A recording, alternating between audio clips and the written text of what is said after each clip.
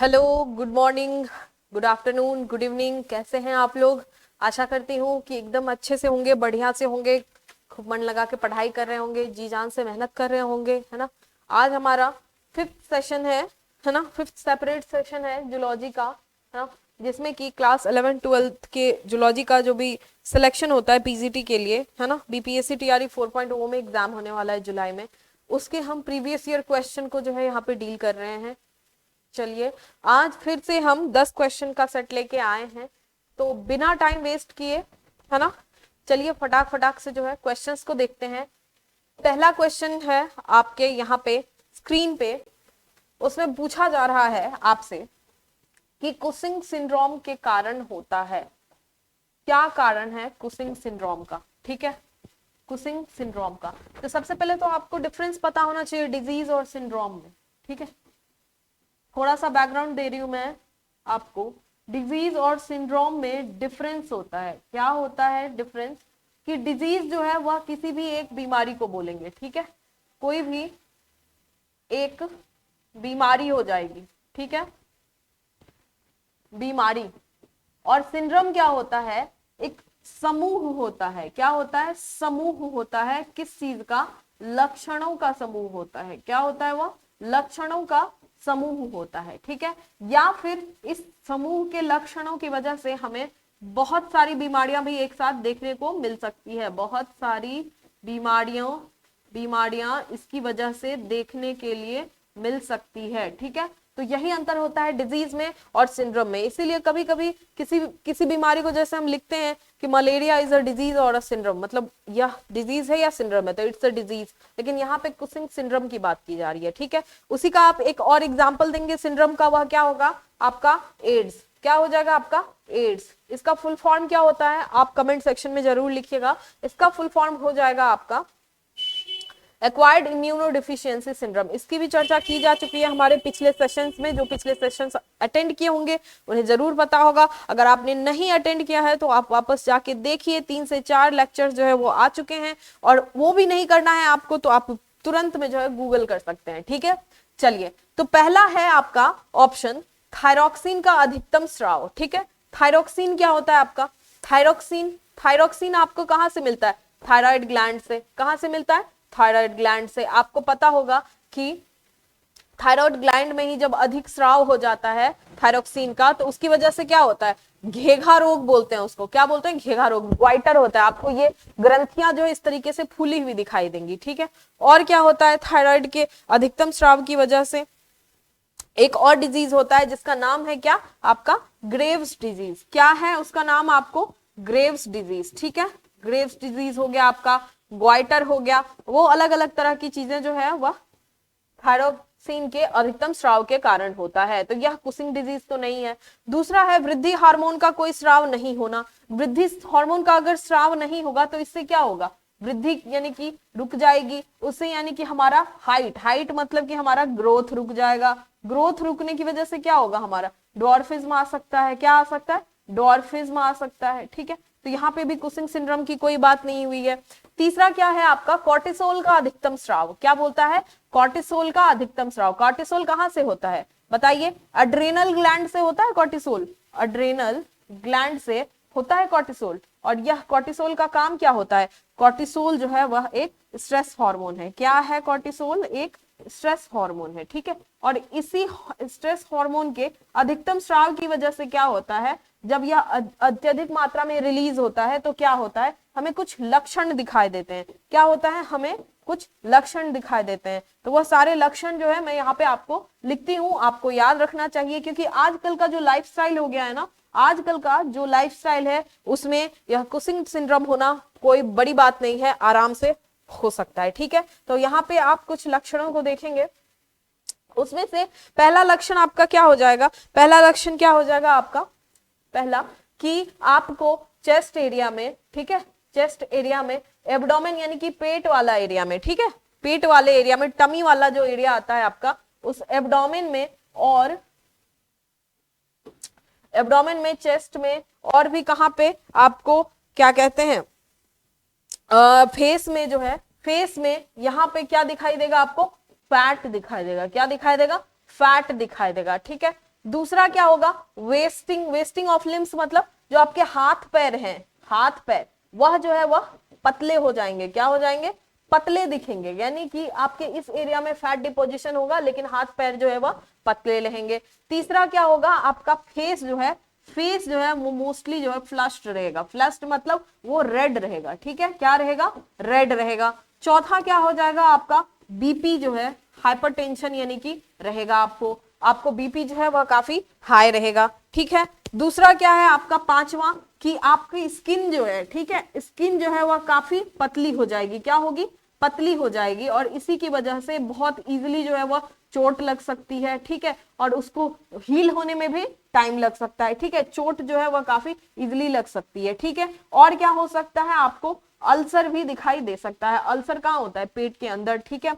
और बताइए, स्किन पे भी अल्सर होता है, ऐसा जरूरी नहीं है कि सिर्फ पेट के अंदर भी होता है, ठीक है, स्किन पे अल्सर हो सकता है।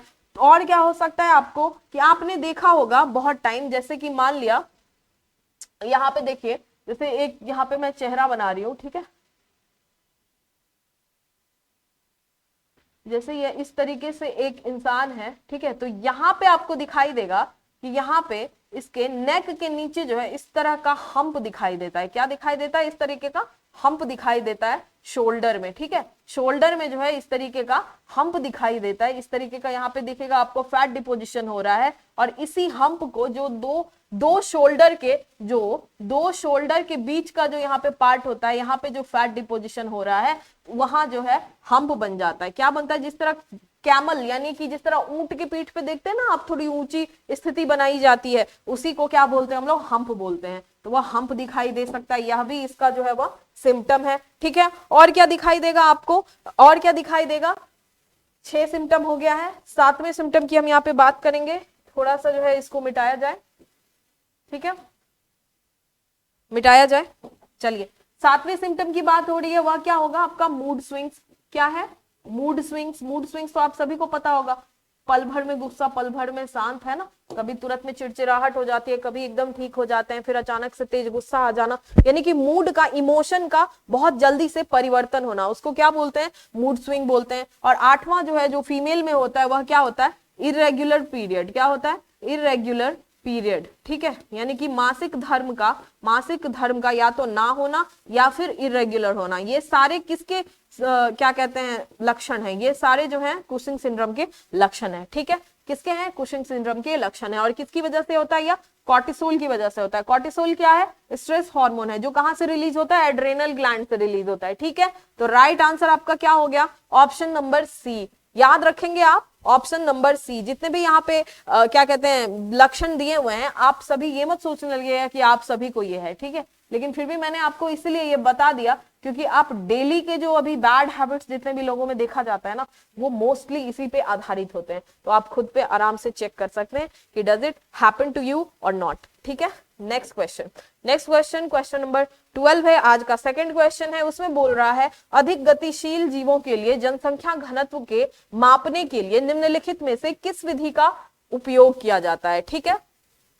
अधिक गतिशील मतलब किसकी बात की जा रही है, चलिए थोड़ा सा देखते हैं, ठीक है। जीव जो है, जीव वह 2 तरीके के हो सकते हैं, 2 तरीके से हो सकते हैं, किस मामले से, किस मामले के आधार पे, गतिशीलता के आधार पे, गतिशील, स्पेलिंग थोड़ा रॉन्ग है, गति दीर्घिकार गतिशीलता के आधार पे, ठीक है, गतिशीलता के आधार पे। एक होंगे जो चल होंगे, यानी कि जो चल फिर सकते हैं, मूवेबल, क्या है, मूवेबल होंगे, ठीक है, और दूसरे होंगे जो अचल होंगे, जो एक ही जगह पे खड़े रहेंगे, ठीक है, जो कि जो है क्या है, नॉन मूवेबल है, क्या है, नॉन मूवेबल, ठीक है।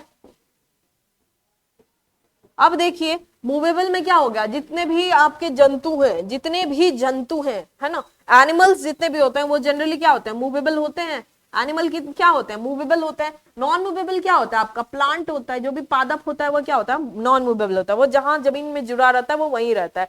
अपार्ट फ्रॉम जो पानी में जो पौधे पाए जाते हैं, एक्वेटिक प्लांट्स, वो एक जगह से दूसरी जगह जो है मूव करते हैं, ठीक है। चलिए, तो यहाँ पे क्या होता है कि इन दोनों तरह के जीवों को उसके घनत्व को मापने के लिए अलग अलग पैमाना रखा गया है, ठीक है। तो आपको बताना है कि गतिशील जीव यानी कि एनिमल्स के लिए जनरली जो आराम से एक जगह से दूसरी जगह मूव करते रहेंगे, मूव करते रहने से यहाँ पे क्या मतलब है, मान लिया कि कोई एक एरिया है, अगर हम प्लांट को चाहे कि उसका जनसंख्या गिने, तो अगर आज हम इस एरिया में मान लिया हमने गिना, तो कल हम अगर आएंगे तो यहाँ पे जो प्लांट थे वो यही रहेंगे, जो दूसरे एरिया में जो प्लांट थे वो वही रहेंगे। लेकिन चल जीवों में, वो मूवेबल एनिमल्स में वो चीजें नहीं होती। अगर हमने यहाँ पे आके गिना था कि यहाँ पे 4 जो है बकरियां मौजूद थी, कल अगर हम आएंगे यहाँ पे 0 होंगी, वो कहीं और चली जा गई होंगी, ठीक है। तो चल जीवों के लिए जो है गणन करने की जो है, जनसंख्या का जो गणन किया जाता है, मापा जाता है, उसका जो तरीका है वह बिल्कुल अलग होता है, ठीक है। तो यहाँ पे आपको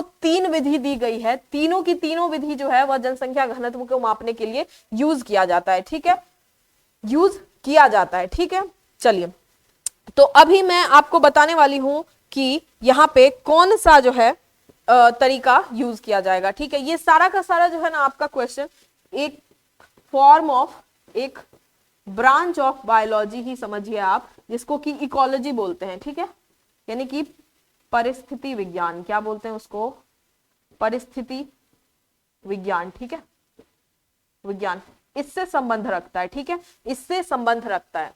तो आप देखेंगे कैप्चर और रिकैप्चर विधि। कैप्चर और रिकैप्चर विधि का मतलब क्या है कि आप जिस तरीके से मान लीजिए एक पॉन्ड यानी कि पोखर की बात करते हैं, ठीक है, उसमें बहुत सारी मछलियां हैं। अब अगर कोई एक ऐसा व्यापारी है जो मछलियों को पालता है और उसको फिर वह बेच के अपना जीविकोपार्जन कर रहा है, तो उसके लिए यह जानना कि इस बार जो मैंने यहाँ पे मछलियों के बीज लगाए थे यानी कि बच्चों को डाला था पानी में, तो घनत्व कितना है, अभी वो एस्टिमेट लगाना चाहेगा कि उसके बिजनेस का कितना प्रॉफिट होने वाला है, कितना वो सप्लाई कर पाएगा। तो वहां पे उसके लिए जनसंख्या घनत्व जानना काफी ज्यादा इंपॉर्टेंट हो जाता है ना। तो वह क्या करेगा आपको कि कुछ मछलियां जो है, कुछ मछलियां वह पहली बार में पकड़ेगा, ठीक है, पहली बार में उसने कुछ मछलियां पकड़ा। अब जितनी भी मछलियां पकड़ी गई हैं उससे, उस सब को जो है वह मार्क कर देगा। क्या करेगा, मार्क कर देगा, एक टैग लगा दिया सब में, ठीक है। उसके बाद वापस वो सारी मछलियों को उसने पानी में छोड़ दिया, ठीक है, वापस पानी में छोड़ दिया उन सारी मछलियों को।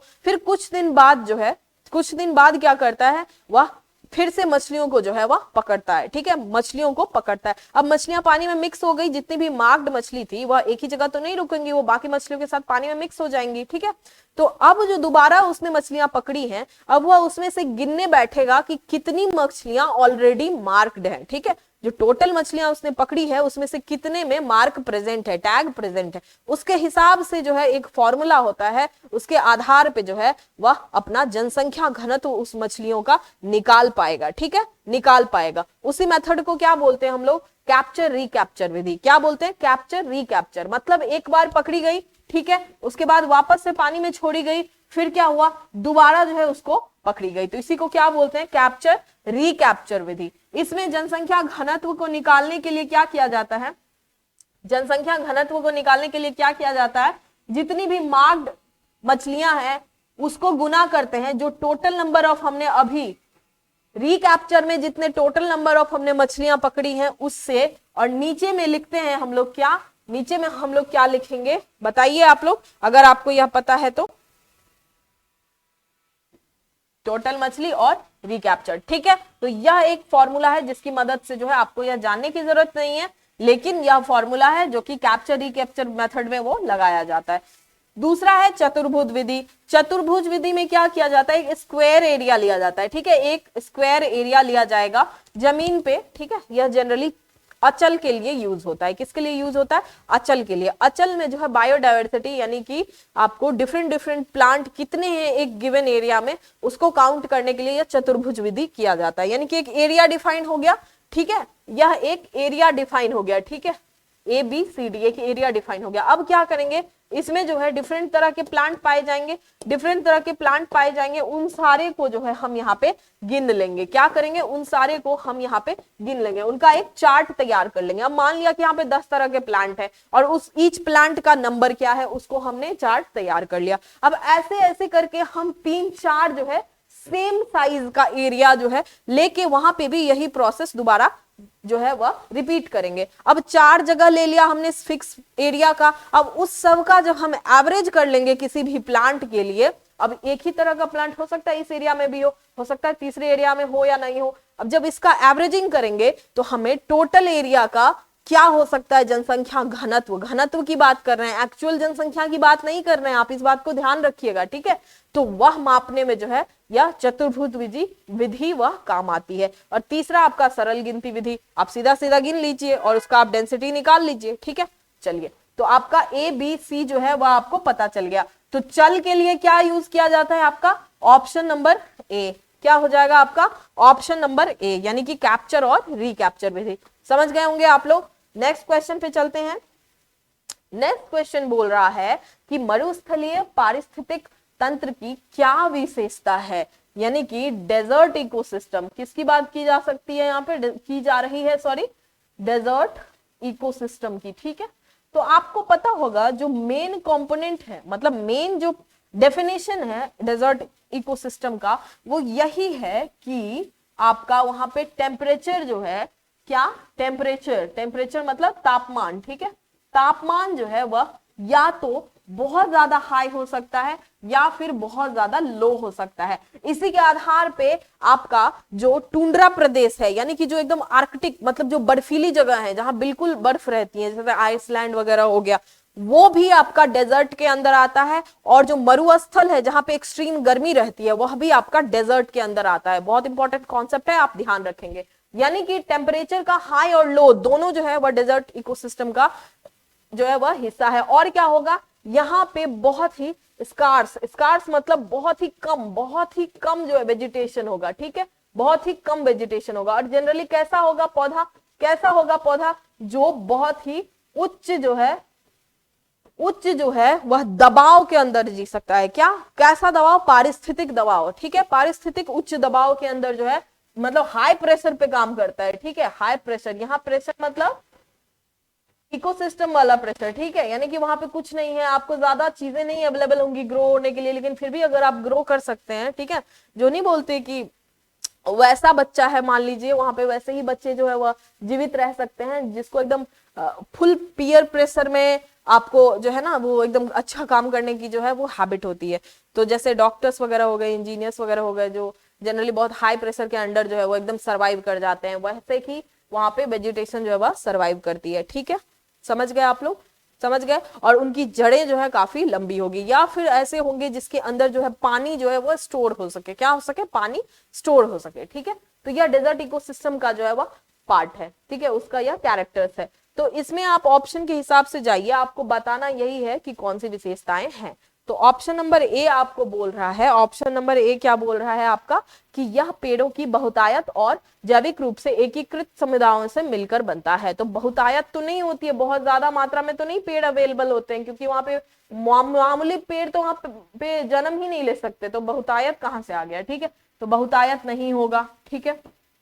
दूसरा है, इसमें घास और अन्य शाकाहारी गैर काष्ठीय, मतलब जिसमें नॉन वुड होता है, यानी कि जिसमें लकड़ियां नहीं पाई जाती, ठीक है, गैर काष्ठीय मतलब जिसमें लकड़ियां नहीं पाई जाती, पौधों का प्रभुत्व होता है। तो उतनी ज्यादा घास वगैरह और बाकी सारी भी पौधे नहीं पाई जाती है, ठीक है, बहुत ही रेयर पौधे पाए जाते हैं वहां पे।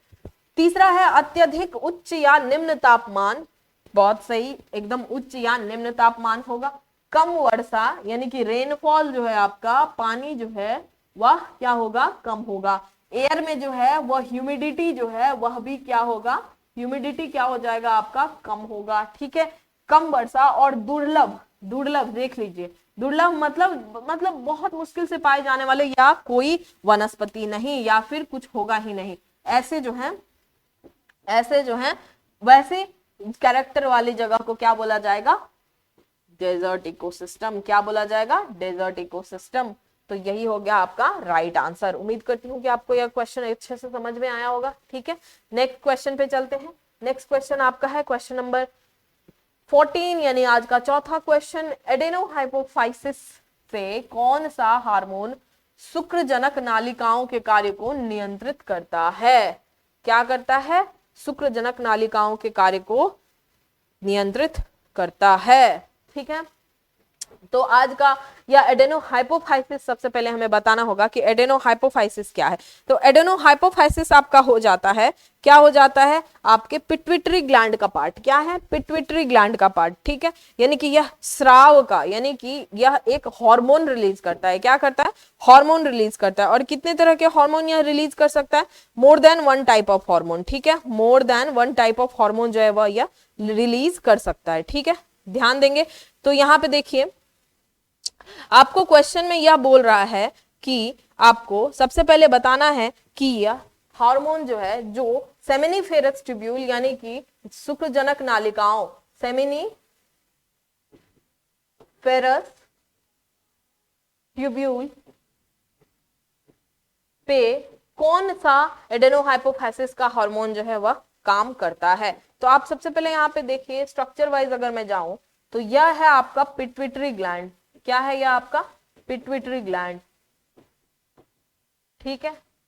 इसको मास्टर बोला जाता है, ठीक है ना, इसको मास्टर ग्लैंड बोला जाता है, क्योंकि यहीं से हार्मोन सबसे पहले अलग अलग अंगों पे जाता है, फिर वहां अलग अलग अंग पे एक्टिवेशन होता है, तो फिर वो फाइनल जो है क्या कहते हैं, हाइपोथैलेमस से यहाँ आएगा पिट्यूटरी पे, ठीक है। हाइपोथैलेमस से कहाँ आएगा? पिट्यूटरी पे, और फिर यहीं से जो है अलग अलग अंगों पे जो है वह जाता है हार्मोन, ठीक है। तो यह हो गया आपका न्यूरोहाइपोफाइसिस। क्या हो गया? न्यूरोहाइपोफाइसिस। एक हो गया आपका एडेनोहाइपोफाइसिस, एडेनोहाइपोफाइसिस, ठीक है। इसको बोलते हैं एंटीरियर। एंटीरियर, एंटीरियर मतलब जो आगे की तरफ हो, ठीक है। और पोस्टीरियर, पोस्टीरियर मतलब क्या हो गया? जो पीछे की तरफ हो, ठीक है। एंटीरियर मतलब हमारा फ्रंट का एरिया एंटीरियर कहलाता है बायोलॉजी के लैंग्वेज में, और हमारा पीछे मतलब बैक एरिया को हम लोग पोस्टीरियर बोलते हैं, ठीक है। तो कभी भी अगर दो चीजें प्रेजेंट है तो उसमें से एक को हम एंटीरियर, एक को हम पोस्टीरियर जो है वह उस तरीके से जो है डिफाइन कर सकते हैं, ठीक है। पोस्टीरियर हो गया आपका। तो न्यूरोहाइपोफाइसिस जो मेनली दो तरह का हार्मोन रिलीज करता है। क्या? ऑक्सीटोसिन और वेसोप्रेसिन। क्या करता है? ऑक्सीटोसिन और वेसोप्रेसिन, ठीक है। और आपका एडेनोहाइपोफाइसिस जो है वो मोस्टली बहुत सारे हार्मोन जो है वह रिलीज करता है। उसमें से मेन क्या हो गया आपका? एलएच हो गया, एफएसएच हो गया, ठीक है। और फिर क्या आएगा आपका? एडेनोकॉर्टिकोट्रोपिक हार्मोन आ गया आपका, एसीएच आ गया, प्रोलैक्टिन हो गया, पीआरएल हो गया आपका, ठीक है। तो बहुत सारी हार्मोन जो है, एमएसएच भी वो रिलीज करता है, मेलानोसाइट स्टिमुलेटिंग हार्मोन। तो ये सारी चीजें जो है कौन करता है? एडेनोहाइपोफाइसिस। अब आपको इसमें से जानना यह है कि सेमिनिफेरस ट्यूब्यूल यानी कि शुक्रजनक नलिकाओं पे कौन काम करता है। तो सबसे पहले हम जानेंगे कि सेमिनिफेरस ट्यूब्यूल कहाँ प्रेजेंट होता है। तो जब हम नर के जननांग के बारे में पढ़ेंगे तो आपको पता चलेगा नर के जननांग के बारे में कि उनका जो वृषण होता है, क्या होता है? वृषण। वृषण यानी कि टेस्टिस, ठीक है। टेस्टिस जो होता है उसमें उसके अंदर जो है शुक्राणु जो है वह बनाए जाते हैं। क्या होते हैं? शुक्राणु बनाए जाते हैं। शुक्राणु का समझ लीजिए एक तरीके से फैक्ट्री हो गया, ठीक है। तो इसी के अंदर जो है अलग अलग चेंबर होगा। क्या होगा? अलग अलग। जब हम इसको हाफ में कट करेंगे तो हमें क्या दिख रहा है वो चीज हम यहाँ पे बनाने की कोशिश कर रहे हैं, ठीक है। अलग अलग छोटे छोटे चेंबर होंगे। यही छोटे छोटे चेंबर जो है आपस में इस तरीके से बंच में अरेंज होंगे, ठीक है। इस तरीके से बंच में अरेंज होंगे, ठीक है। तो यह एक चेंबर जो है या एक इस तरीके की जो नलिका है उसको क्या बोलते हैं हम लोग? Seminiferous tubule. क्या बोलते हैं? Seminiferous tubule. यहाँ पे मैं एसटी से इसको डिनोट कर रही हूँ, ठीक है। तो इस पे जो हार्मोन काम करता है उसका नाम आपको बताना है। क्या करना है? आपको नाम बताना है, ठीक है। तो देखिए क्या कहते हैं 14 नंबर क्वेश्चन में आपको बोल रहा है कि सेमिनिफेरस ट्यूब्यूल पे जो काम कर रहा है यहाँ पे वह, यहाँ पे मैंने आपको हार्मोन का नाम बता दिया है। अब देखिए यहाँ पे एलएच जो है, क्या है? एक एलएच, ठीक है। दूसरा क्या है? एफएसएच। तो यही दो जो है वह जननांग पे काम करता है। क्या? किस पे काम करता है? जननांग पे काम करता है। एलएच जो है वह मेल फीमेल दोनों में काम करता है। एफएसएच भी मेल फीमेल दोनों में काम करता है। एलएच का फुल फॉर्म क्या आ गया आपका? Luteinizing hormone. क्या आता है आपका? ल्यूटिनाइजिंग हार्मोन, यहाँ पे लिखा हुआ है, ठीक है। ल्यूटिनाइजिंग हार्मोन ये कहाँ पे काम करता है आपका? मेल की अगर बात करें, मेल की अगर बात करें तो ये लेडिग सेल पे काम करता है। कहाँ पे काम करता है? लेडिग सेल पे, ठीक है। और अगर फीमेल की बात करें तो एलएच का क्या काम है? एलएच का क्या काम है? वह जो है आपके ओवरीज पे काम करता है। कहाँ पे काम करता है? ओवरीज पे, ठीक है। और क्या बनाता है यहाँ पे, प्रोजेस्टेरॉन। क्या बनाता है यहाँ पे, प्रोजेस्टेरॉन। ठीक है, तो ये लेडिंग सेल पे जो काम करता है इनका क्या मतलब होता है। अब देखिए यहाँ पे जो बंच है ना, इस बंच में बीच में जो कहीं कहीं से स्पेस बन रहा है आपका, आपको दिखाई दे रहा होगा कि इसके बीच में जो है थोड़ा थोड़ा स्पेस है ना, इस तरीके से स्पेस है। अब इस स्पेस में भी ना छोटे छोटे सेल होते हैं, उसी में से एक सेल आपका लेडिंग सेल है, उसी पे काम करता है या आपका LH यानी कि लुटेनाइजिंग हार्मोन, जो कि एडेनो हाइपोफाइसिस से निकलता है। उसकी वजह से क्या होता है, LH में जो मतलब कि लेडिंग सेल पे जो काम करता है उसकी वजह से क्या होता है, उसको जो है न्यूट्रिशन देता है। किसको न्यूट्रिशन देता है, लेडिंग सेल को, और उससे क्या होता है फिर टेस्टोस्टेरोन वगैरह जो है वह रिलीज होता है। ठीक है, चलिए तो राइट आंसर आपका क्या हो गया, ए। कूप उत्तेजक हार्मोन यानी कि FSH जो है वह किस पे काम करता है, टेस्टिस पे काम करता है। ठीक है, और स्पर्म के जनरेशन में जो है वह हेल्प करता है, यानी कि शुक्राणुओं का बनना शुरू होता है FSH की वजह से। और यही कूप उत्तेजक हार्मोन यानी कि FSH जो है वो फॉलिकुल स्टिमुलेटिंग हार्मोन जो है वो ओवरीज पे भी काम करता है। ठीक है, और उसकी वजह से क्या होता है, एग यानी कि ओवम का जो है वह सिक्रेशन यानी कि उसमें जो है मैच्योरेशन का प्रोसेस, वह परिपक्व होना जो है वह शुरू हो जाता है। तीसरा आपका प्रोलेक्टिन है। प्रोलेक्टिन यहाँ पे PRL से बताया गया था। यह क्या करता है, यह किस पे काम करता है, ब्रेस्ट पे काम करता है। किस पे काम करता है, ब्रेस्ट पे, यानी कि उसका ग्रोथ करवाएगा, डेवलपमेंट करवाएगा, और क्या करवाएगा, मिल्क प्रोडक्शन। क्या करवाएगा, मिल्क प्रोडक्शन। या किसमें होता है, प्रोलैक्टिन किसमें रिलीज होता है, सिर्फ और सिर्फ या प्रेग्नेंट लेडीज में होता है। क्या होता है, प्रेग्नेंट लेडीज में। ठीक है, तो यह आप याद रखेंगे। डी और ई आपका उपयुक्त में से एक से अधिक, उपयुक्त में से कोई नहीं, ये नहीं हुआ। तो तीनों ऑप्शन मैंने आपको एक्सप्लेन कर दिया है। नेक्स्ट क्वेश्चन पे चलते हैं। नेक्स्ट क्वेश्चन है क्वेश्चन नंबर 15। आपको आज का 5वां क्वेश्चन है, निम्नलिखित में से कौन सा एंजाइम एपिडिडाइमिस द्वारा निर्मित होता है। किसके द्वारा, एपिडिडाइमिस द्वारा। देखिए अब देखिए यहां पे बोल रहा है आपको कि एपिडिडाइमिस जो है वह आपको सबसे पहले पता होना चाहिए किसका पार्ट है। तो जब हम नर जननांग की बात करेंगे, किसकी, नर जननांग की जब हम बात करेंगे, मेल रिप्रोडक्टिव ऑर्गन, ठीक है, जब हम उसकी बात करेंगे तो एपिडिडाइमिस वहीं पे पाया जाएगा। कहां पे, तो देखिए यहां पे इस तरीके से हमने क्या बनाया, वृषण बनाया। ठीक है, क्या बनाया, वृषण, यानी कि टेस्टिस। क्या है, वृषण। अब आपको पता होगा कि इसके अंदर बहुत सारी dot dot dot seminiferous tubule है, ये है वो है। यहाँ पे जो है क्या बन रहा है, शुक्राणु बन रहा है। क्या बन रहा है, यहाँ पे शुक्राणु बन रहा है। ठीक है, अब इस शुक्राणुओं का जो है इस फैक्ट्री से जो है जब वो रिलीज होता है, ठीक है, जब वो रिलीज होता है वहां के लिए भी जाना है। तो आप समझ लीजिए कि एक कोल्ड स्टोरेज होता है। यहाँ पे क्या होता है, कोल्ड स्टोरेज। ठीक है, तो रिलीज से पहले मतलब यहाँ पे जिस तरह यहाँ पे नलिकाएं हैं, ठीक है, यहाँ पे वास डिफरेंस बोलते हैं इस नलिका को। क्या बोलते हैं इसको, वास डिफरेंस। ठीक है, वास डिफरेंस। तो यह जो नलिका है जिसके थ्रू क्या जाएगा, मैं यहाँ पे आपको बता दूं, जिसके थ्रू क्या जाएगा, स्पर्म जाएगा। ठीक है, और क्या जाएगा, ये सेमिनल फ्लूइड जाएगा, मतलब वो द्रव्य जाएगा जिसमें यह स्पर्म जो है वह तैर रहा होगा। ठीक है, फिर यहाँ पे अलग अलग पार्ट होता है।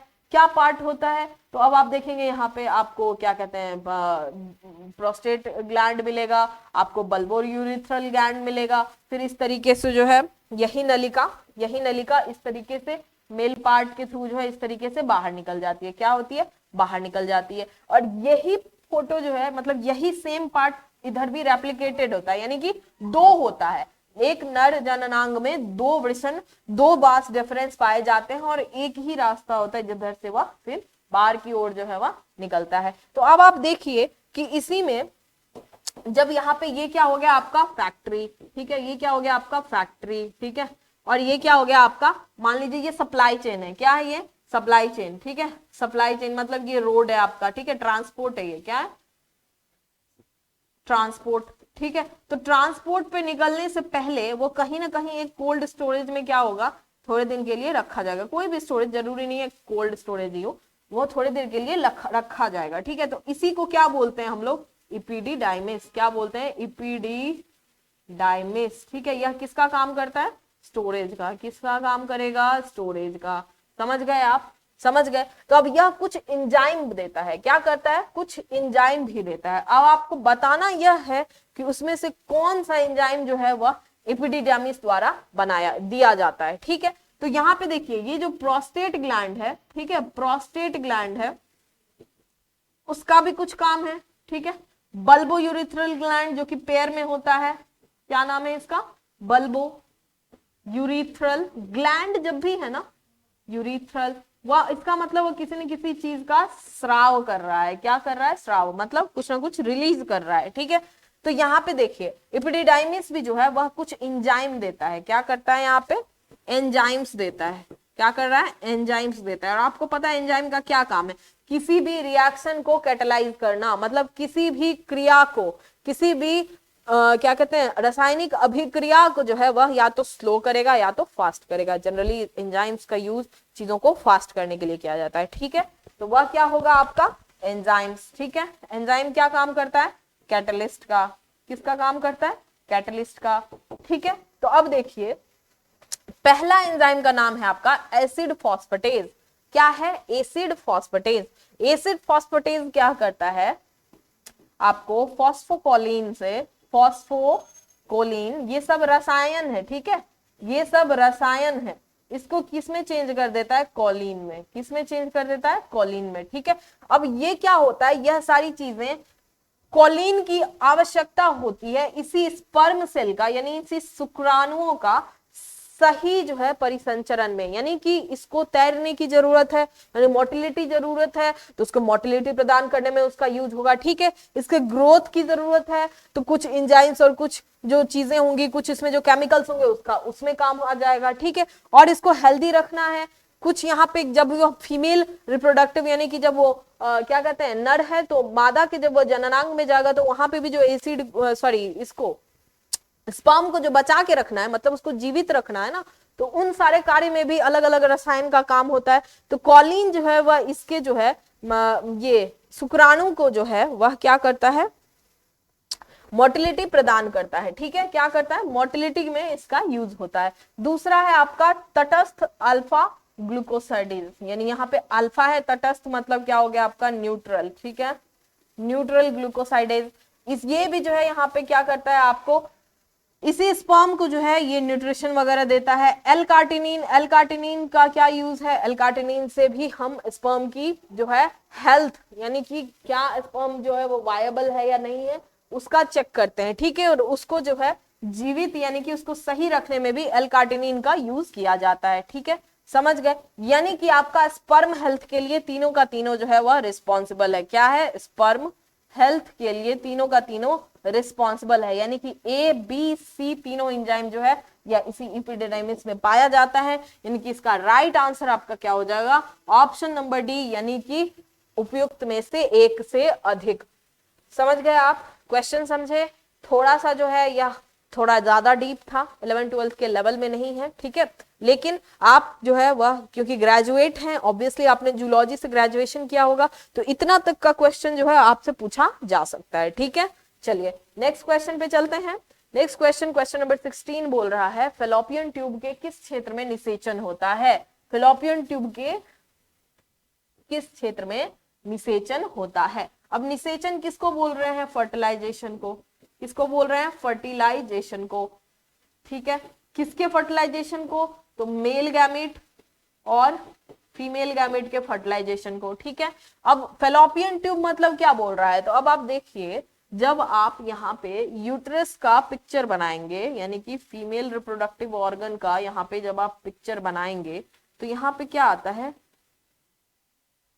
यहाँ पे क्या आता है, फेलोपियन ट्यूब आता है, यानी कि एक ट्यूब नुमा आकृति आती है। ठीक है, एक ट्यूब नुमा आकृति आती है जिसके एंड में इस तरीके से उंगली टाइप से निकला रहता है। ठीक है, उंगली टाइप से क्या होता है, निकला रहता है। ठीक है, और इस ये लगता है जिस तरह हाथ में क्या पकड़ रखा है इसने, रग्बी का जो वो बॉल नहीं आता, अमेरिकन फुटबॉल का जो बॉल आता है, उस लगता है आपको वही हाथ में जो है इस तरीके से पकड़ा हुआ है। तो हाथ का अंतिम हिस्सा देखिए इस तरीके से फूला हुआ है, जिस तरीके से हमारी हथेलियां होती है उस तरीके से था थोड़ा सा फूला हुआ।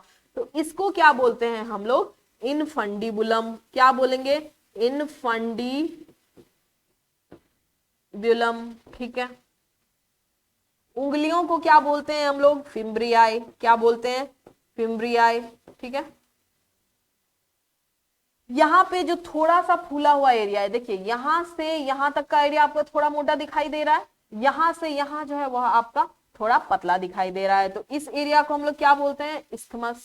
क्या बोलेंगे? इस्थमस। इस एरिया को क्या बोलेंगे जो थोड़ा सूजा हुआ रहता है? उसको एम्प्यूला। ठीक है, एम्प्यूला। ठीक है, अब देखिए यहाँ पे क्या आ गया, इस तरीके से क्या आ गया, यहाँ पे इस तरीके से गर्भ आ गया। ठीक है, ये क्या है आपका? यूटरस। ठीक है, यहाँ पे देखिए, यहाँ पे इस तरीके से यूटराइल लाइनिंग होता है, यहाँ पे भी इस तरीके से लाइनिंग होगा। ठीक है, इस तरीके से लाइनिंग होगा। ठीक है, फिर यहाँ पे क्या होगा आपका? इस तरीके से प्लग टाइप का स्ट्रक्चर बनेगा, फिर यहाँ पे थोड़ा और लंबा स्ट्रक्चर बनेगा, तब जाके आपका यहाँ पे आउटिंग होगा। तो अब आप देखिए ये वाला जो एरिया है वो आपका क्या कहलाता है? वजाइना। क्या कहलाएगा आपका? वजाइना। ये वाला जो उसके अंदर का जो यहाँ पे ओपनिंग है वह क्या कहलाता, यहाँ पे यहाँ से यहाँ तक का ओपनिंग क्या कहलाएगा आपको? सर्विक्स। क्या कहलाएगा? सर्विक्स। ठीक है, ये जो बीच में है वह क्या कहलाता है आपका? यूटरस। क्या कहलाता है? यूटरस। ये जो हाथ में पकड़ा हुआ है यह क्या है आपका? ओवरी। ठीक है, क्या है? ओवरी। ठीक है, यह जो थोड़ा सा फूला हुआ पार्ट है उसको क्या बोलेंगे हम लोग? फंडस। क्या बोलेंगे? फंडस। ठीक है, अब देखिए ओवरी को क्या बोलते हैं हम लोग हिंदी में?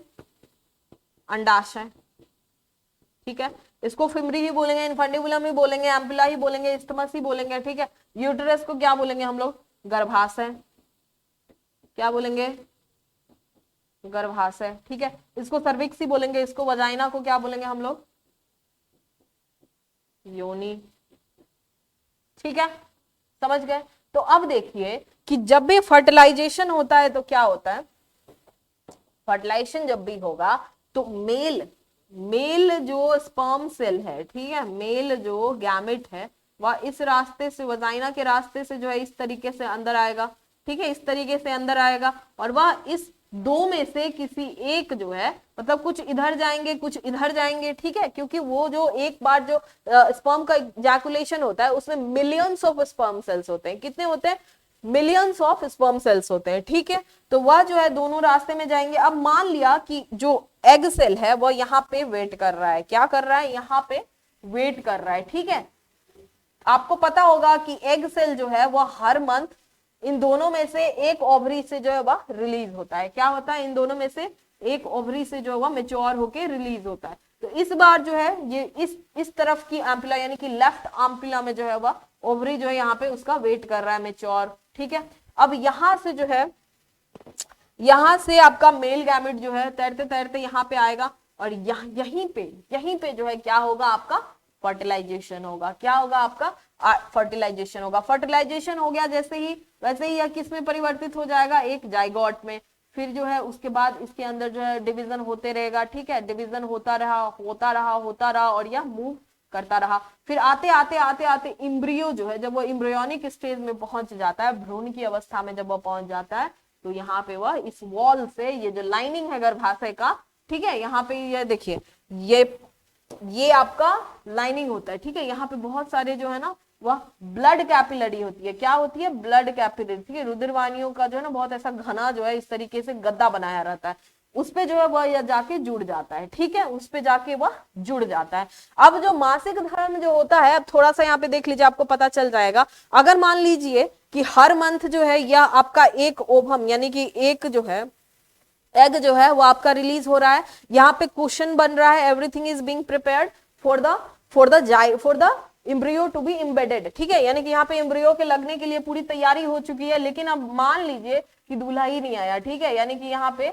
जो है मेल स्पर्म सेल जो है वो आया ही नहीं, तो क्या होगा? थोड़ी देर बाद जो है यही जो आपका एग सेल है वह धीरे धीरे जो है वह टूट जाएगा, यानी कि डिजेनरेट हो जाएगा। ठीक है, और जैसे ही ये डिजेनरेट हुआ वैसे ही जो है यह सारी तैयारियां जो है वह भी टूट जाएगी और वह धीरे धीरे इसी वेजाइनल रास्ते से जो है वह बाहर की ओर निकलने लगेगी। तो जब भी मासिक धर्म होता है यानी कि हर मंथ ये एक मेच्योर एग जो है वो, और उसका जितना भी यहाँ पे मान लीजिए ये दुल्हन हो गई और ये आपका उसका पंडाल हो गया। ठीक है, पूरा जो शादी की तैयारियां होती है ये दोनों जो है ध्वस्त होके निकलती है, और वही जो है 3 to 5 डेज के टाइम पीरियड में जो है वही मासिक धर्म के रूप से जो है वह पीरियड जो है यानी कि ब्लड जो है, वेस्ट ब्लड जो है वह बॉडी से बाहर निकलता है। किसमें होता है? या फीमेल में। किसमें होता है? या फीमेल में। ठीक है, क्योंकि यह जो है वो फीमेल रिप्रोडक्टिव सिस्टम का पार्ट है। ठीक है, समझ गए आप लोग? समझ गए? तो अब देखिए कि फिलोपियन ट्यूब में किस क्षेत्र में निषेचन होता है। क्या बोला मैंने आपको? जहां पे थोड़ा स्पेस होगा वहां पे क्या होगा? आपका निषेचन होगा। क्या होगा? निषेचन होगा। और ये जो रास्ता है ना, ये इसी रास्ते से आएगा। यहाँ पे मैंने डायग्राम के लिए बनाया है। ठीक है, तो क्या हो जाएगा आपका? पहला इनफंडिबुलम हो गया, दूसरा एम्पुला हो गया, तीसरा आपका इस्थमस हो गया। राइट आंसर आपको पता है क्या होगा? B, ampulla. इनफंडिबुलम का क्या काम है यहाँ पे? फिर आप बोलेंगे कि इसका क्या फिर काम है, ये क्यों है यहाँ पे? इसका काम है यहाँ से जब ओवरी रिलीज होता है तो उसको कैप्चर करना। एम्पुला में जो है वो क्या कहते हैं, फर्टिलाइजेशन होता है। फिर वही फर्टिलाइज्ड एग इस रास्ते से जो है इस्थमस होते हुए जो है यूटेराइन लाइनिंग पे जो है वह लग जाता है। क्या होता है? यूटेराइन लाइनिंग पे लग जाता है। ठीक है, समझ में आया आपको प्रोसेस? फर्टिलाइजेशन भी आपको समझा दिया मैंने, और इसी के क्रम में मैंने आपको मेंस्ट्रुएशन यानी कि पीरियड जो होता है यानी कि मासिक धर्म जो है वह भी समझा दिया है। ठीक है, समझ गए? नेक्स्ट क्वेश्चन पे चलते हैं। नेक्स्ट क्वेश्चन आपका क्वेश्चन नंबर 17 बोल रहा है, अंडाशय निम्नलिखित में से किसके द्वारा शरीर भित्ति से निलंबित रहता है? तो अंडाशय मतलब ओवरी की बात की जा रही है। आपने यहाँ पे देखा था, मैं फिर से यहाँ पे फटाक से बना देती हूँ। ठीक है, एक रफ स्केच ही बनाया जाए यहाँ पे। ठीक है, रफ स्केच बनाया जाए तो यहाँ देखिए ये क्या है? अंडाशय लगा हुआ है, इन हाथों में फुटबॉल पकड़े हुए हैं। ठीक है, अब देखिए ये जो है इस दोनों के बीच में गैप है। ठीक है, लेकिन जब आप इसको देखेंगे तो यहाँ पे ना बहुत सारा जो है इस तरीके से लिगामेंट जुड़ा रहता है। क्या होता है जुड़ा हुआ? लिगामेंट। ठीक है, क्या जुड़ा रहता है? लिगामेंट, यानी कि स्नायु बंध। क्या होता है? स्नायु बंध। यानी कि आप देखिए अगर ये इस तरीके से हवा में रहेगा तो ये इधर उधर मूव कर सकता है ना, लेकिन अगर हम इसको अटैच करके फिक्स कर देंगे किसी माध्यम से तो वह क्या होगा? अपनी जगह पे स्थिर रहेगा स्थिर। अब देखिए इसी में से अलग अलग जो है अलग अलग स्नायु बंध यानी कि लिगामेंट को, किसको? दूसरे कलर से लिख दूं मैं, लिगामेंट को जो है वह 3 टाइप में बांटा गया है। 3 तरह का यहाँ पे लिगामेंट प्रेजेंट रहता है, जो तीनों को मिला के क्या बोलते हैं? Broad ligament. क्या बोलते हैं? Broad ligament. लिगामेंट को हिंदी में क्या बोलेंगे हम लोग? स्नायु बंध। क्या बोलेंगे? स्नायु बंध। ठीक है, स्नायु बंध का काम क्या है? ये मसल टू मसल जोड़ता है। क्या करता है? Muscle to muscle. ठीक है, अब आप यहीं पे बताइए कि एक लिगामेंट हो गया और एक क्या आता है आपका? टेंडन आता है। टेंडन जो है उसको क्या बोलते हैं हम लोग? कंडरा। क्या बोलते हैं? कंडरा। कंडरा क्या करता है आपका? मसल टू बोन जोड़ता है। क्या करता है? Muscle to bone. यह सारी कनेक्टिव टिश्यूज का ही एग्जांपल है। ठीक है, मसल टू बोन। तो यहाँ पे देखिए ये भी मस्कुलर होता है, ये भी मस्कुलर होता है। इन दोनों को जोड़ने का काम क्या कौन करेगा? लिगामेंट करेगा, यानी कि स्नायु बंध करेगा। इसी लिगामेंट को क्या बोला जाता है? ब्रॉड लिगामेंट बोला जाता है। इसी में 3 टाइप के पाए जाते हैं। ठीक है, ऑप्शन के हिसाब से चलिए, पहला जो बात कर रहा है मेसोवेरियम, वो भी ब्रॉड लिगामेंट का ही पार्ट है। मेसोसाल्पिंक्स वो भी आपको ब्रॉड लिगामेंट का ही पार्ट है, और मेसोमेट्रियम भी ब्रॉड लिगामेंट का ही पार्ट है। लेकिन यह तीनों पाया कहाँ जाता है? ठीक है, पाया कहाँ जाता है? ठीक है, तो अब आप देखिए कि ये जो एरिया है आपका, ये वाला एरिया, यहाँ पे सबसे ब्रॉड पाया जाता है। क्या होता है? सबसे ज्यादा ब्रॉड पाया जाता है। यहाँ पे मेरे आप पिक्चर पे मत जाइए, आप बुक के पिक्चर में देखेंगे तो यहाँ पे देखेंगे सबसे ज्यादा ब्रॉड यहाँ पे पाया जाता है। इसको क्या बोलते हैं हम लोग? मेसोमेट्रियम। क्या बोलेंगे? मेसोमेट्रियम।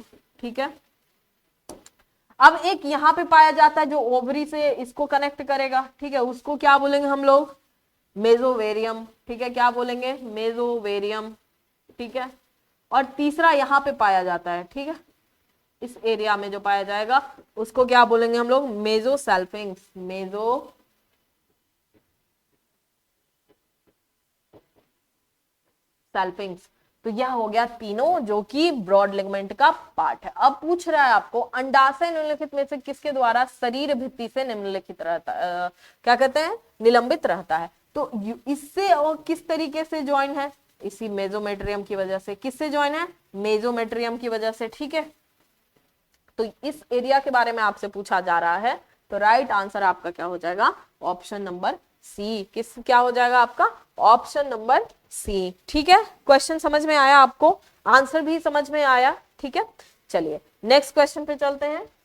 नेक्स्ट क्वेश्चन, क्वेश्चन नंबर 18 आपको बोल रहा है, सॉरी मैंने थोड़ा गलती किया है यहाँ पे, अंडाशय की बात की जा रही है ना, अंडाशय की बात की जा रही है ना, यानी कि ओवरी की बात की जा रही है ना, यानी कि ओवरी तो यहाँ पे इससे ज्वाइंट है, किससे ज्वाइंट है, मेसोवेरियम से ज्वाइंट है, यानी कि राइट आंसर तो आपका मेसोवेरियम हो जाएगा, मेसोमेट्रियम नहीं होगा, क्या होगा, मेसोवेरियम हो जाएगा। ठीक है, sorry, so sorry for the mistake. ठीक है, चलिए नेक्स्ट क्वेश्चन पे चलेंगे। नेक्स्ट क्वेश्चन आपका बोल रहा है, द्वितीयक लैंगिक लक्षणों में यौवनारंभ संबंधी परिवर्तन निम्नलिखित में से किस हार्मोन के स्तर में वृद्धि के परिणाम स्वरूप होता है। द्वितीयक लैंगिक लक्षणों मतलब सेकेंडरी सेक्सुअल कैरेक्टर्स की बात कर रहा है, किसकी, सेकेंडरी सेक्सुअल कैरेक्टर्स, ठीक है, उसकी बात यहाँ पे की जा रही है। तो आपको पता होगा कि यह सारी चीज जो है जिस हार्मोन की वजह से होता है उसको क्या बोलेंगे हम लोग, एंड्रोजन। क्या बोलेंगे उसको, एंड्रोजन। ठीक है, एंड्रोजन में क्या आ जाएगा आपका, एंड्रोजन में क्या आ जाएगा आपका, एक तो आपका आ जाएगा मेल वाला, एक आ जाएगा आपका फीमेल वाला। मेल वाला आ जाएगा आपका टेस्टोस्टेरॉन, टेस्टोस्टेरॉन। ठीक है, फीमेल वाला क्या आ जाएगा आपका, एस्ट्रोजन एंड प्रोजेस्टेरॉन। ठीक है, प्रोजेस्टेरॉन। ठीक है, तो ये सारी चीजें किस एरिया से जो है वह प्रोड्यूस होती है, यह सारी चीजें जो है male and female sex organ से जो है वह रिलीज होती है, यानी कि जननांग से होती है। कहां से होती है, जननांग से। ठीक है, तो आप देखिए इसमें जननांग कहाँ है, ऑप्शन ए बोल रहा है गोनाडल स्टेरॉइड, दूसरा बोल रहा है वृद्धि हार्मोन, तीसरा बोल रहा है प्रोलैक्टिन, चौथा बोला उपर्युक्त में एक से अधिक, और पांचवा बोला उपर्युक्त में से कोई नहीं। ठीक है, प्रोलैक्टिन आपको मैंने बताया था ये ब्रेस्ट पे काम करता है, तो यह रॉन्ग है। वृद्धि हार्मोन जो है वो कहाँ काम करेगा, आपके बोन पे काम करेगा, मसल वगैरह पे काम करेगा, यह भी आपका रॉन्ग है। गोनाड्स किसको बोलते हैं, तो जननांग को ही क्या बोला जाता है, गोनाड्स बोला जाता है। तो गोनाडल स्टेरॉइड जो है वह क्या हो जाएगा आपका, राइट आंसर हो जाएगा। क्या हो जाएगा, राइट आंसर। समझ गए आप, समझ गए। चलिए नेक्स्ट क्वेश्चन पे हम चलते हैं। क्वेश्चन नंबर 19 बोल रहा है आपका, शुक्राणुजन के दौरान बी प्रकार का शुक्राणुजन किसके द्वारा विभाजित होता है। शुक्राणुजनन के बारे में आपसे पूछ रहा है, शुक्राणुजनन के बारे में आपसे पूछ रहा है, यानी कि आपको शुक्राणुजनन किसको बोलते हैं हम लोग, स्पर्मेटोजेनेसिस। ठीक है, यानी कि शुक्राणुओं का बनना। ठीक है, क्या है ये, शुक्राणुओं का बनना। ठीक है, और फिर आपको क्या बोल रहा है, शुक्राणुजन बी प्रकार, यानी कि टाइप बी पूछ रहा है आपका कि टाइप बी का शुक्राणुजन को क्या बोलेंगे आपको यहाँ पे, स्पर्मेटोसाइट। क्या बोलेंगे, स्पर्मेटोसाइट जो है वह किसके द्वारा विभाजित होता है। तो सबसे पहले तो आपको पता होना चाहिए कि यहाँ पे सबसे पहले जो सेल प्रेजेंट होता है उसको हम लोग क्या बोलते हैं, स्पर्मेटोगोनिया, मैटोगोनिया। ठीक है, तो स्पर्मेटोगोनिया क्या हो गया आपका, यह एक तरह का स्टेम सेल्स होता है। क्या होता है, स्टेम सेल्स होता है। ठीक है, स्टेम सेल से होता है, या यानी किसी भी टाइप के सेल में विभाजित हो सकता है। तो ये अपना नंबर बढ़ाया, ठीक है, फिर नंबर बढ़ाया, फिर नंबर बढ़ाया। तो एक बार आएगा आपको दो टाइप का सेल, ए और बी। ठीक है, ए और बी जो है वह दोनों टाइप का सेल यहाँ पे बनेगा। ठीक है, ए बन गया, फिर क्या बन गया, बी बन गया। ठीक है, तो ये बी टाइप का जो सेल होता है ना, बी टाइप का जो सेल होता है ना, वही डिवाइड करके क्या बनाता है, आपका स्पर्मेटोसाइट, प्राइमरी स्पर्मेटोसाइट, यानी कि शुक्राणुजन, यानी कि प्राथमिक जो बनता है प्राइमरी स्पर्मेटोसाइट। ठीक है, यानी कि प्राथमिक जो शुक्राणुजन बनता है जो कि फिर फर्दर किसके थ्रू जाता है, फिर फर्दर किस में जाता है, मियोसिस में। किस में जाता है, मियोसिस में। मियोसिस 1 जाएगा, फिर मियोसिस 2 जाएगा। ये सारी प्रोसेस मैंने आपको बता रखी है पिछले क्लासों में। ठीक है, मियोसिस 1 में जाएगा, फिर मियोसिस 2 में जाएगा, यानी कि अर्धसूत्री विभाजन में जाएगा। वो किस में जाएगा, अर्धसूत्री विभाजन में, ठीक है। लेकिन आपको पूछ क्या रहा है कि बी प्रकार किसके द्वारा विभाजित होता है। देखिए बी से जो यहाँ पे स्पर्मेटोसाइट बनता है ना, यह समसूत्री विभाजन होता है। क्या होता है? समसूत्री, मतलब सिंपल डिवीजन होता है। सिंपल डिवीजन किसको बोलते हैं हम लोग? माइटोसिस को बोलते हैं, ठीक है, माइटोसिस को बोलते हैं। यहाँ यानी कि यहाँ पे आपका क्रोमोसोम नंबर जो है 2n था, यहाँ पे भी 2n है, ठीक है। और मियोसिस के अंत में क्या हो जाता है? क्रोमोसोम नंबर यानी गुणसूत्र की संख्या n, ठीक है। तो यहाँ पे आपका क्या हुआ? 2n से जब 2n बनता है यानी कि समसूत्री विभाजन है, यानी कि उसको आप क्या बोलेंगे? माइटोसिस। अब देखिए ऑप्शन में कहा है माइटोसिस? बी, ठीक है। ऑप्शन नंबर क्या हो गया आपका इसका? बी, ठीक है। Last question of the day चलेंगे। Last question of the day बोल रहा है शुक्राणु और डिंबाणु जन कोशिका झिल्लियों के संलयन के कारण क्या होता है? डिंबाणु जन कोशिका मतलब क्या बोल रहा है पता है आपको? ये सिंपल आपको एग सेल की बात बोल रहा है। क्या बोल रहा है? इतना डिफिकल्ट नाम लिख रहा है यहाँ पे, एग सेल की बात कर रहा है, ठीक है। शुक्राणु मतलब क्या हुआ आपका? Sperm cell. क्या हुआ?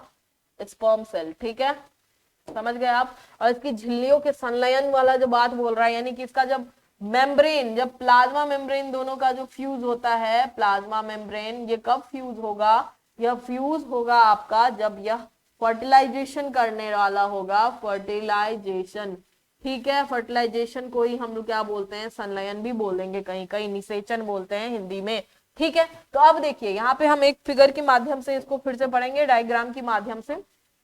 ये हो गया आपका डिंब, ठीक है। डिंब कोशिका मतलब क्या हो गया? ये अंडा हो गया, ठीक है, एग सेल्स हो गया। अब इसके अंदर जो है यहाँ पे प्रेजेंट है इसका न्यूक्लियस, ठीक है, इसका न्यूक्लियस प्रेजेंट है। अब इसके अंदर देखा जाता है कि इसके ही अंदर जो है यहाँ पे छोटे छोटे ग्रैन्यूल होते हैं, ठीक है, छोटे छोटे तरीके से बंद बंद जो है छोटे छोटे दाने होते हैं। इस दानों में जो है एडेनोकॉर्टिकोट्रोपिक हार्मोन, इसमें जो है कॉर्टिकल ग्रैन्यूल बोलते हैं इसको। क्या बोलते हैं? कॉर्टिकल ग्रैन्यूल, ठीक है। अब इस अंड क्या बोलते हैं उसको? डिंब को, सॉरी, डिंब के चारों बगल जो है एक लेयर प्रेजेंट होगा, ठीक है। फिर उसके चारों बगल जो है इस तरीके से जो है वह आपको पता है कोरोना के शेप का, ठीक है, मतलब पूरा क्राउन पहना हुआ चारों साइड से जो है वो सेल्स हो गया। क्या हो गया? बहुत सारा सेल्स इसके बाहर से लगा होगा इसकी सुरक्षा के लिए। पूरा एकदम बाउंड्री रचा जाएगा, ठीक है, पूरा एकदम बाउंड्री रचा जाएगा। तो यह जो आपका लेयर है इसको क्या बोलते हैं हम? Zona pellucida. क्या बोलेंगे?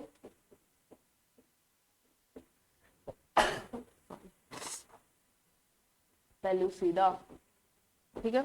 यहाँ पे एक छोटा सा पोलर बॉडी भी रहता है अंदर में। अब देखिए कि जब स्पर्म सेल आता है, जब स्पर्म सेल यहाँ पे आता है, इसके ऊपर इस तरीके का एक्रोसोम होता है ना। तो क्या होता है यहाँ पे? एक्रोसोम सबसे पहले यहाँ पे फ्यूज होगा। फ्यूज होगा तो क्या बचेगा इसके पास? न्यूक्लियस बचेगा, पीछे माइटोकॉन्ड्रिया रहता है वह बचेगा, और टेल बचेगा। एक्रोसोम जो है वो फ्यूज हो चुका है। अब इसके बाद आते आते आते ये यहाँ पे प्लाज्मा मेम्ब्रेन के पास पहुंचेगा, ठीक है। प्लाज्मा मेम्ब्रेन के पास जब वो पहुंचा तो इसका प्लाज्मा मेम्ब्रेन और स्पर्म सेल का प्लाज्मा मेम्ब्रेन जो है वह फ्यूज हो जाएगा। जैसे ही फ्यूज होगा तो इसके अंदर जो ये न्यूक्लियस था, वह न्यूक्लियस जो है यहाँ से जो है वो अंदर आएगा। क्या होगा? अंदर आएगा। और जैसे ही ये अंदर आएगा तो यह जो आपको क्या कहते हैं, कॉर्टिकल ग्रैन्यूल जो प्रेजेंट है वह एक रिएक्शन करेगा, और वह ऐसे chemicals release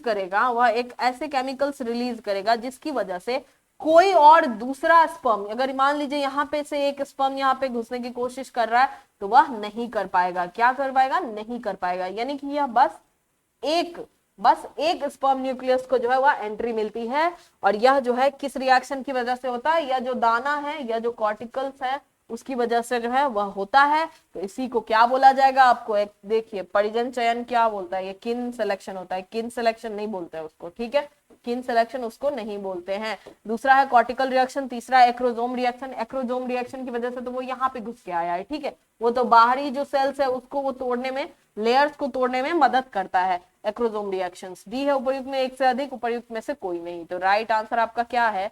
option number B, cortical reaction, ठीक है, जो कि कॉर्टिकुलर ग्रैन्यूल्स की मदद से होता है। किसकी वजह से होता है? कॉर्टिकल ग्रैन्यूल की मदद से, ठीक है। तो उम्मीद करती हूँ कि आज का क्वेश्चन जो है वह आपके काम आएगा। आपको ये सेशन काफी पसंद आया होगा। अगर आपको ये पसंद आया है तो आप आप इस सेशन को कमेंट करिए, लाइक करिए, सब्सक्राइब करिए एएससी पाठशाला पे और हमारे साथ जुड़िए।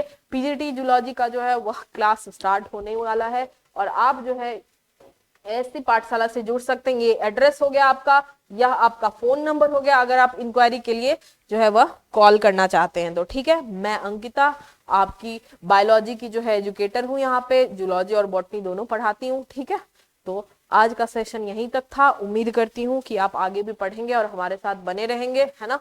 अभी के लिए आपका बहुत बहुत धन्यवाद। Thank you.